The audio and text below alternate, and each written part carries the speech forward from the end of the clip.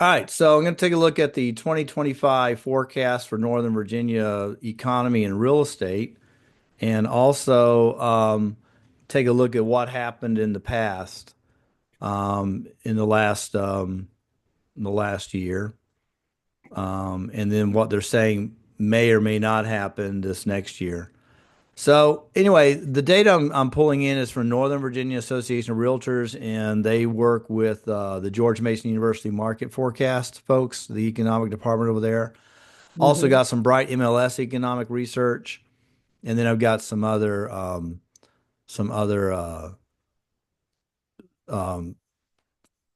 resources as well. Last year, I think you guys know inventory was an issue. First time buyers strong in Bright region. Just want to bring that up to you, but there's still a seller hesitation.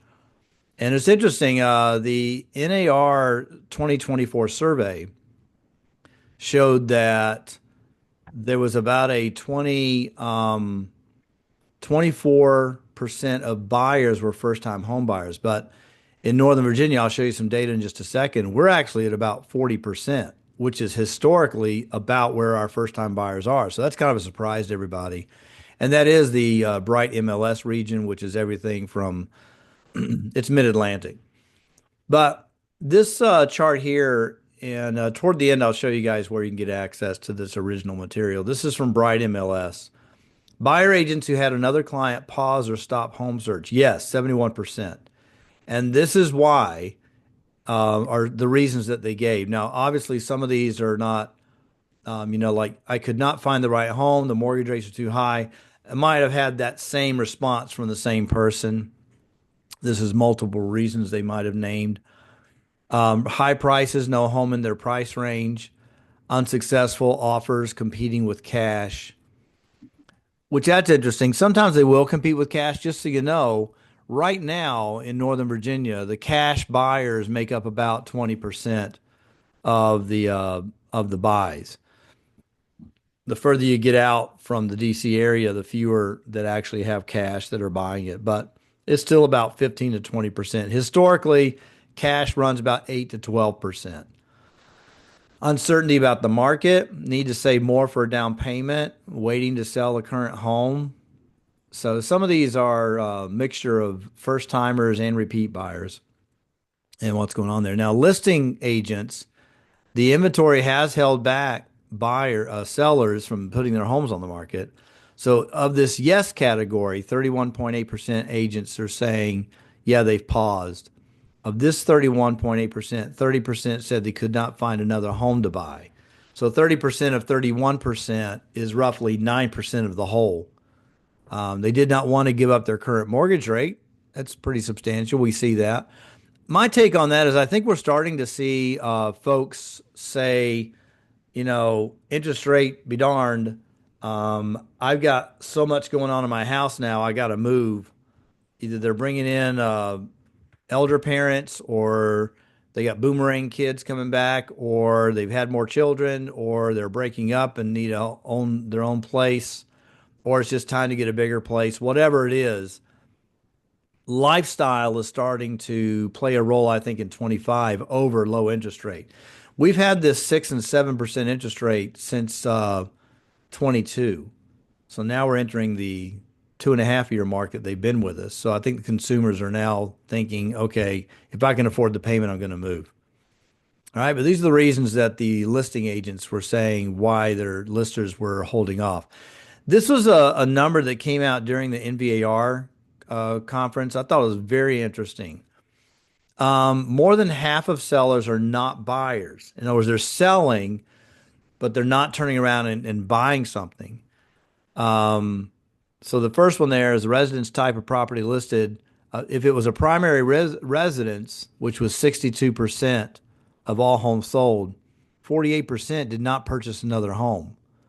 51% did. All these others are, this is what sold and they didn't buy something else. So a rental property, which is different than a flip, but a rental property, they've had it for rent, they decided to cash out, and they sold it, cashed out, went and did something. Inheritance, the 13%. A family member passed away and they inherited it. The investment property flip is only 4.7% of the market. So it's a lot less than people think. Yeah. And I keep hearing that. I see that online, people talking about, oh, these big corporations are buying up all the homes. I just don't see it. They're saying like 50% of them are corporations. And there are groups that are buying them like they buy stock. And I think it's because the inventory was so low and the prices were moving up, it just made a good place to put your cash. When you're moving up at 7 and 8% per year, that's pretty good. But I don't see that that's the majority of purchasers. Maybe I'm in la la land, but I just don't see it, at least not in our market area. So this is a good chart here. What are the expectations from buyers and sellers? Buyers are the blue line, sellers are the orangish line. They're feeling better about the market, and consumer confidence is always a driver on what's going on. So that's a good thing to be seeing. And then here's the local numbers for us on the first time buyers. NAR has 24% of all buyers are first time buyers, but in our market area, it's almost 40%. 2 out of 5 buyers are first timers. And that's very encouraging. And the way I like you to use this information, we talked about this in our open house seminar yesterday about what's the data that you use and how do you turn around and use that when you're dealing with the consumers. This is a very strong one because you will hear people come into your open house and say, man, I just know that it's so hard to get a house in this area. And I feel like I don't have a chance. I'm a first time buyer. This is a time to say, our data shows in 2024, 2 out of 5 buyers were first time buyers. And that's historically the number, about 40 to 42%. So again, people are hearing the NAR number and they're laying it over what's going on in the local area. And that's not a good thing to look at. So the prognosticators speak about job growth. You know what I always say, and that is that houses are where the jobs go at night. Um, the prognosticators are talking about job growth. It's kind of flat in Northern Virginia, but moving up in Central Virginia. Sales will edge up. Prices will keep inflating. So these are the numbers that you want to look at. Price gains, we're looking at possibly 3% up in Northern Virginia. Sales activity will actually increase, even though there'll be only a small amount of inventory moving up. I think once it starts, I don't know that it'll be a wave, but I think when neighbors start saying, oh, maybe it is a good time to sell because of XYZ, they see more signs coming up. 3% of signs going up. That's a lot of inventory moving in. When you say you got 30,000 houses and 3% is another 1,000. So when they see another 1,000 signs going up, that's going to make them feel like that they should get on the bandwagon. Mortgage rates should stabilize. Now this is something from the Northern Virginia Regional Commission, and in this fine print here, the employment peaked in 23 at 1.4 million for the whole Northern Virginia area. And that was since it dropped to 1.2 million in COVID. I think we're about to hit the time period when we won't be talking about COVID so much. You know that now is almost 5 years ago that we shut everything down in Northern Virginia. So we'll probably move a little bit further, but it was pretty severe, so that we will keep talking about what happened during COVID. So you see that it definitely affected jobs. They dropped down to 1.2. Almost 170,000 people were knocked out of jobs. It grew back up. I see us that we've kind of recovered here in January 23, because that's when, if you take from where we were in February 2020 and slide it over, that you'll see that job growth was matched again, or the job numbers matched, and then we've been kind of growing up from there. In the last year in Fairfax County, we actually lost 400 jobs, and primarily that's because of retirements and things such as that. Any questions on the stuff that we just went over? Anybody got any thoughts or questions on that? I got more, but that's just the forecast that they're talking about, or what happened. And so now let's get into the pricing, and This is from NVAR, and if you see this link right here, I'll put this in the chat, and you guys can download this for yourself. Um, this is from the Center for Regional Analysis in conjunction with NVAR, and they've broken out what was going on by jurisdiction. So this is Fairfax County. These three charts that you see are the Fairfax County median single family sales price, the first one. The second one is the number of sales, and then the inventory. These black numbers along the bottom are the forecast for 2025. So I think it's the one I'm always looking at is what's happening with inventory. And what I look at when I'm looking at inventory and sales, I'm looking at, to me, this top um, apex and this lower piece are showing me the actual movement of the market. The sales and inventory will always be up and down, up and down, up and down. This is just showing you the listings that came in. The height of the market is always around May and June. The low of the market is all around December, January. So they creep up and they creep down. What I'm looking for is how low does it go? And then when does it start moving up? So the sales part, as you can see, we've been moving up since June 23. We were up from the year over, and they're forecasting to be up from the year over again on the sales side. The inventory is still kind of flattening out over here, but we are seeing that their forecast is that it's not going to be as low as it was before. The pricing still going to be a struggle for some folks, but we're single family home in Fairfax County going to be in that 900 to $1 million range. Okay. These are the townhomes. It's not going to be a whole lot of difference, but again, I'm interested to see these low points and these high points as far as the sales are concerned. Pricing is going to continue to move up on the townhouses, the condos for Fairfax County, same type of thing. I'm just going to flow through this a little bit quicker. Here's Arlington.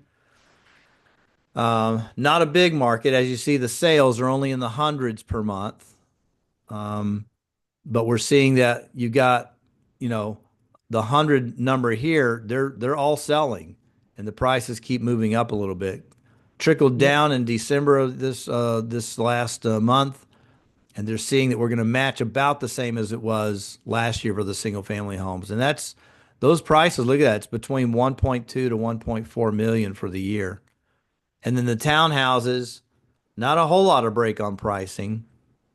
They're suspecting that it's going to start a little bit lower than shoot up, probably because you are looking at these single family prices, people starting lower and moving it up, and the pressure on the inventory will move those prices up. Arlington County condos, lots of sales in 21, 22. If you recall, that's when Amazon said they were coming to town, and then they got down to the 150 per or 110 to 100 units per month here. Sales prices are kind of leveling out. They're not forecasting a lot of increase in Arlington sales prices, and the inventory still slipping. Alexandria City, single families, townhouses, Alexandria condos, and then we're getting into Prince William County. We are seeing sales projections to move up. Prices continue to move up. It's the affordable area of Northern Virginia. The forecast is up for 3.5% on pricing for Prince William County. Mm. Sales down about 1 and inventory up about 0.3. At some point, your sales will drop just because you don't have the inventory. And that's a single families. Townhouses are going to be the place to be in your Prince William market. Up 4% on pricing, up 6% on listing sales, up 5% on listings. So we suspect we're going to see a pretty good market in Prince William County. And the pricing for condos also moving up, hitting historic highs over that $450,000 mark. Loudoun County, they're now in the $1 million sales market for single families. Mhm. Inventory is about the same, but they're suspecting the sales are going to move up. Townhouses hitting over 700,000. Look at this. This is December 25. 5 years ago was December 19. Townhouses were 450. and now they're Wow. moving up to 700. Wow. That's a big jump. So that link that I'm sharing with you, this will be a good thing where you can take a slide at a time depending on your market and post this on your social. Stafford County, I mean, again, December 18, the average price was below 350, and they're projecting by the end of this next year to be up a little under 600,000 for single family homes in Stafford. Hmm. Now, some of this is probably also driven by the fact that Stafford new homes are pushing those prices up. But the inventory, this is resale inventory, just completely shrinking there. And then townhomes in Stafford, condos. I think that's it on those right there. So that's pretty much the data I've got. Is there any questions you have? Any comments? What are you seeing? What are you hearing from your people that you're out with? Anything you can share with me on that?